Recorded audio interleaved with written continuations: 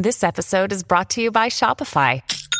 Forget the frustration of picking commerce platforms when you switch your business to Shopify, the global commerce platform that supercharges your selling wherever you sell. With Shopify, you'll harness the same intuitive features, trusted apps, and powerful analytics used by the world's leading brands. Sign up today for your $1 per month trial period at shopify.com/tech, all lowercase. That's shopify.com/tech. Welcome back, folks. This is the More Money Show. This is WABC, the #1 talk radio station in these United States. I told you that we had an all-star lineup today, and I wasn't lying to you. Next up, we have one of my heroes, Steve Bannon.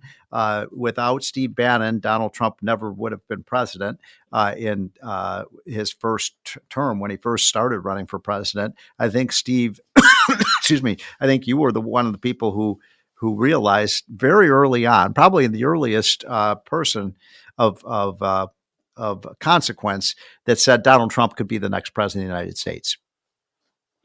Well, thank you for the kind words, but as you know, Steve, Donald Trump's he's responsible for the phenomenon when he came down the steps. But no, I've been at this populist ever since 2008 in the financial crash, because I said, hey, just being a student of history, every financial crash has always been followed by a populist reaction. So I'd love to get into how because I remember when Donald Trump said he was running for president, and please don't tell the president I said this, but I almost fell off my chair laughing. I really did, Steve. I thought, this is a joke. This is a publicity stunt. But you saw something in this guy. And by the way, I love Donald Trump. And when you lined up that meeting, when we first met with Trump, I walked out of that room was just amazed by the man. But what was it? I mean, you saw this before anybody else did. Well, I said the financial crash of 2008 and how the bailouts were handled. You saw that, and then I started going. I started looking. I really wanted Sarah Palin to run, and she did in 12. And so we were looking for Lou Dobbs or somebody that would be a populist nationalist. Right. And all of a sudden, I saw at CPAC, I saw Trump, and then Dave Bossie, a friend of yours, invited me up to New Hampshire in May of 2014. I went up there and saw President Trump. At the time, they had a cattle call for all the candidates, trying to get the early people that work in the campaigns. New Hampshire's so important. And Trump was up there. He had Rand Paul and Ted Cruz and Mike Lee, and he had all these candidates, like 20 of them, and Trump talked a vernacular that was not a Republican vernacular, but people leaned into that talk. I was standing in the back. I said, he's off the top of the head. He doesn't have a script, but these are not the typical talking points you hear a lot of times on Fox. It's very different. It's very populist. And from that time forward, I knew Ailes very much. And Steve, you should know that Roger Ailes, one of the smartest guys I ever met, in particular media, who told me the entire time. Yeah. I said, Steve, he's doing this to negotiate a better deal on The Apprentice. He's going to hold NBC up. This is not real. He's not going to stick it out. I go, I don't know, Roger. I think this guy's serious. So, by the way, you have a show that you do, War Room. How do people get War Room? Just the easiest way is warroom.org. We're on Real America's Voice, 10 to noon Eastern time every day, and then 5 to 7, and Saturday mornings 10 to noon. So we're 6 days a week, but just Google it, warroom.org, or just go to Real America's Voice. We're on podcasts. We're everywhere. We're ubiquitous, and we're free. So it's well. I've been a guest on your show many times. So tell for people who are not familiar with War Room, and I know most of my listeners are, but tell them what is the show about? What is the purpose of the show? The purpose is to walk a working class and middle class audience through capital markets, the economy, how it ties to politics, geopolitics. Today, live, we talked about Notre Dame, Trump, Ukraine, Syria, tied it back to capital markets, the debt, all of it. But Steve, I got to ask you a question.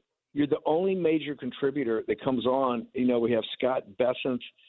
We have Peter Navarro. We got a whole host of guys that is not going in the White House right now as an economic advisor. Can I break some news now? I know you're talking to people. Can we break news about you stepping into the administration?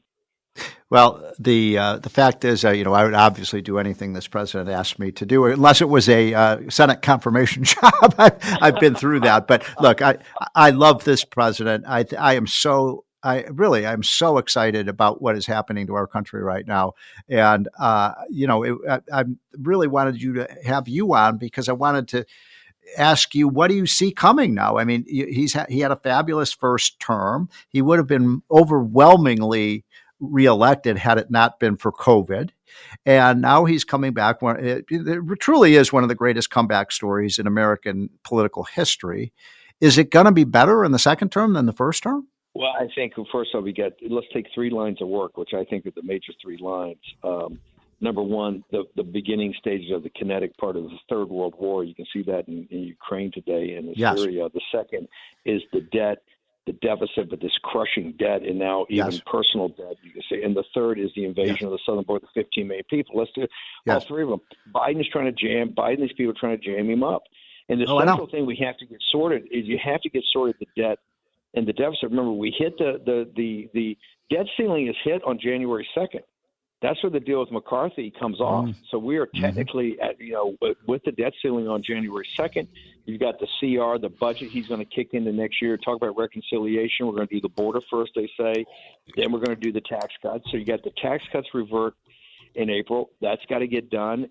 You've got the budget, and we got to get a budget, even with the Doge guys. And I realize, they've got some big picture ideas about deconstructing administrative state, but just the basic, we don't have a budget for this year. We don't have appropriations. We can't have, as you know, Steve, another $1.5 trillion or $2 trillion deficit. That we're adding $1 trillion every 100 days. To me, that is the thing the president's got to get his hands on the quickest, even with the deportations and the war. Yeah. If we don't get our hands around this debt and the adding to the debt so rapidly, it's going to blow the country up. And the government of France fell yesterday, first time since 1962, over what? They're at 6% deficit percentage to GDP. They got to make cuts. The cuts come back on the working class and middle class. Le Pen and the populist nationalists say no, it's got to come out of foreign monies overseas. There's a huge fight. The government falls. You saw Liz Truss and really Rishi Sunak get blown up by the Labor Party for the same exact thing. Budget, and now you've seen the Labor Party's only been in a couple of months. There's got 3 million signatures already. They want another election. Yeah, this whole thing of this massive amount of debt globally in each country, and now personal debt, credit card debt. That we're going to have a global margin call on this debt, and that's the thing that President Trump's got to get his hands around first. Well, that's something that is, as an economist, that's what's keeping me up at night, is the threat of a revolt against government debt, and that could drive interest rates way up, and it would be, we continue to add to that debt. And by the way, I wrote a column this week. It hasn't appeared yet, Steve, but what you were just saying, and I'm just going to give you the premise of the piece, and then I'd like your reaction to it. And the title of the piece is called "Trumpism is Going to Go Global." And if you look at what's happening in Germany today, and if you look at what's happening, you mentioned what's happening in Britain with the political unrest there. South Korea has martial law. You've got the situation in Japan where they overrode the sitting government for the first time in 50 years.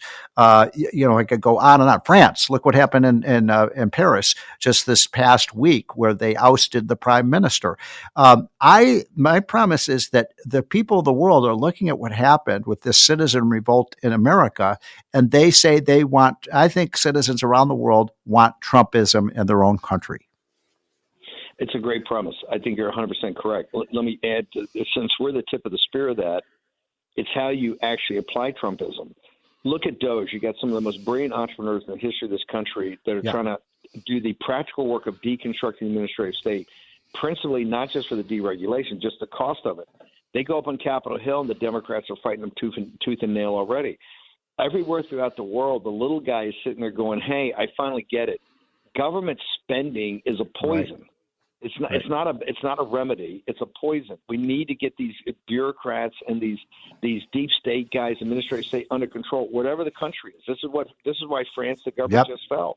The question is going to be for us right now, how is that to be done? How do we get this thing?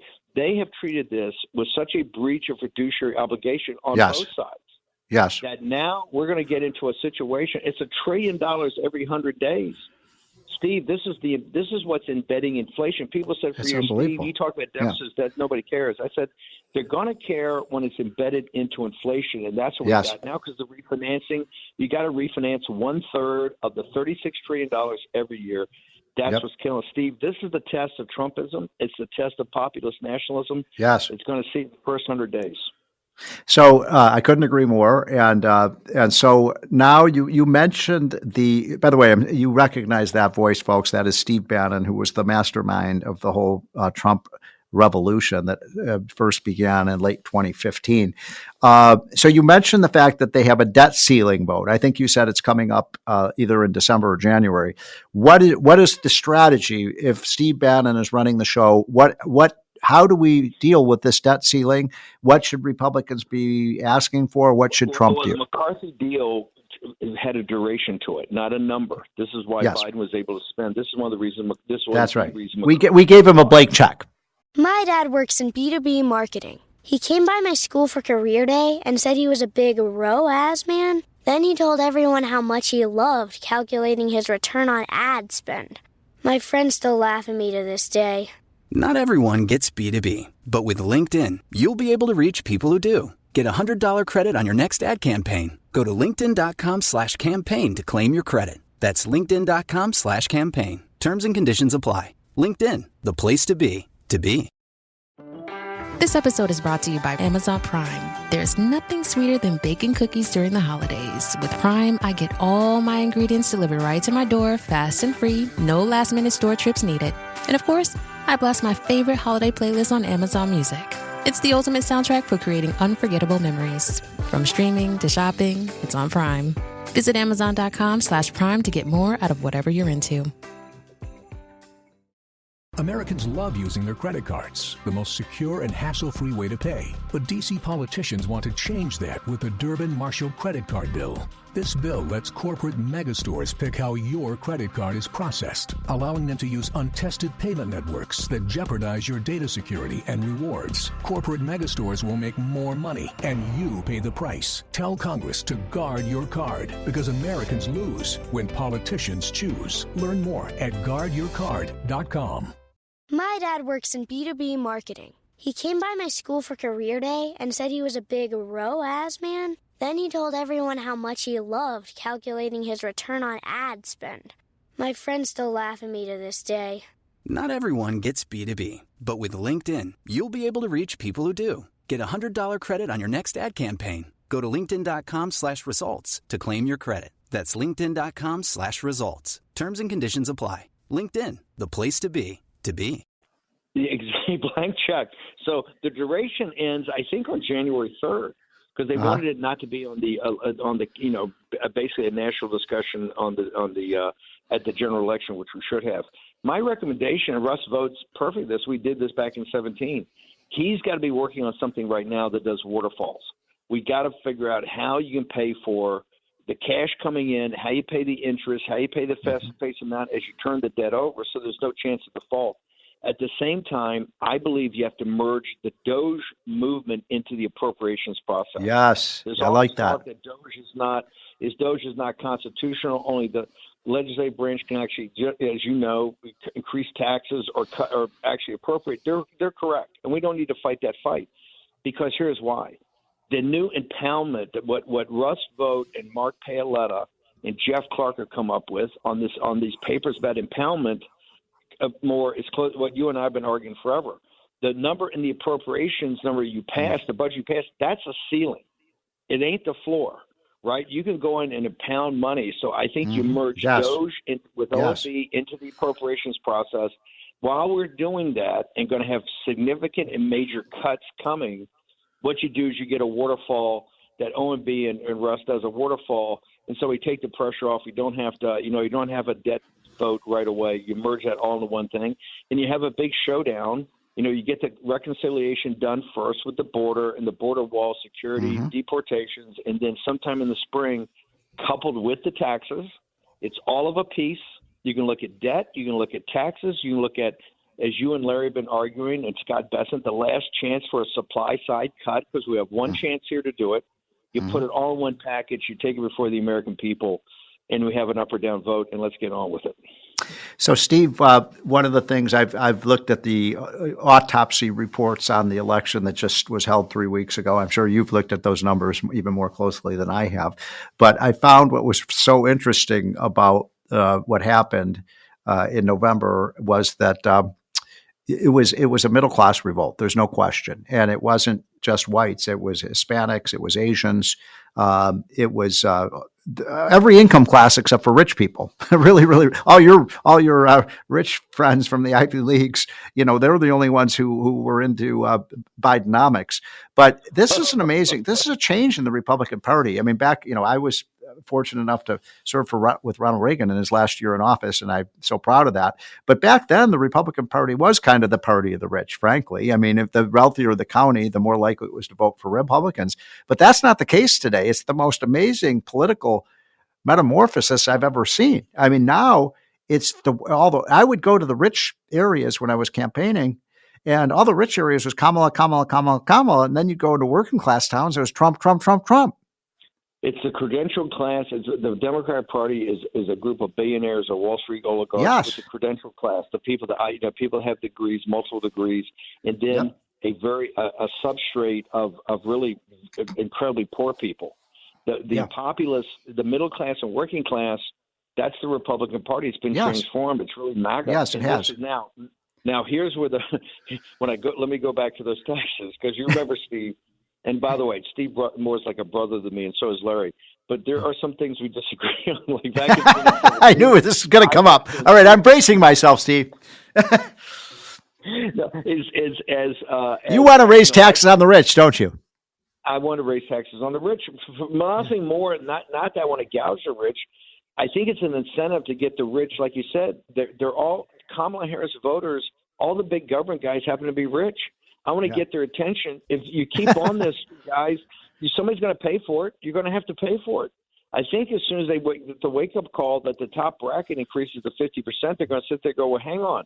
What are we actually paying for? We need to get people's attention, because the federal spending, as you said for years, the federal spending is going to bury us. And we just can't afford $1 trillion to $2 trillion annual deficits, not even counting the interest charges on this. So I think we're coming to that moment in this spring to have a national conversation on debt, deficits, federal spending, the administrative state, and taxes. We wrap it all into one thing, and we have a national conversation on this. And I got to tell you, I think the next 6 months are going to be the most important 6 months in American politics. I couldn't agree more. I'm with you on everything except raising the tax rates, but everything else I completely agree with. Now, we've only got a couple minutes left, and I want to completely change directions, because I think I'm pretty sure, Steve, that you did serve in our military, did you not?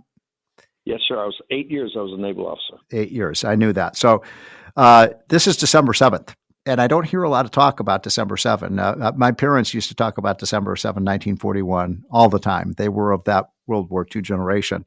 And I just wonder if you have any thoughts about this. Why do we not? I started War Room today at 10 o'clock as we do every December 7th. I went back to the original announcement, the original New York Philharmonic playing in Texaco, and the announcer cut in and said, Pearl Harbor, the football game, I think the Chicago Bears. What we did today, I played all the footage, and I played the announcers. I played Roosevelt's speech that he gave on December 8th to declare a day of infamy. And then I finished with Syria and with Ukraine, the current battles going on there. And I told people, I said, look, in December 7th of 1941, the Japanese had invaded Manchuria on mainland in 1935. The Spanish Civil War was in 1936. In 1938, you had Munich. In 1939, you had Poland. In 1940, you had the fall of France, and you had the Blitz over London. In 1941, you had the Russian. In June of 1941, you had the German army backstab Russia and invade Russia. And we did nothing. I mean, Steve, we're up against a hard break, but I'm so glad that you are alerting your viewers to that important break, because nobody in the mainstream media even brings it up anymore. That is the great Steve Bannon. I appreciate so much your time this afternoon, Steve. This is the More Money Show.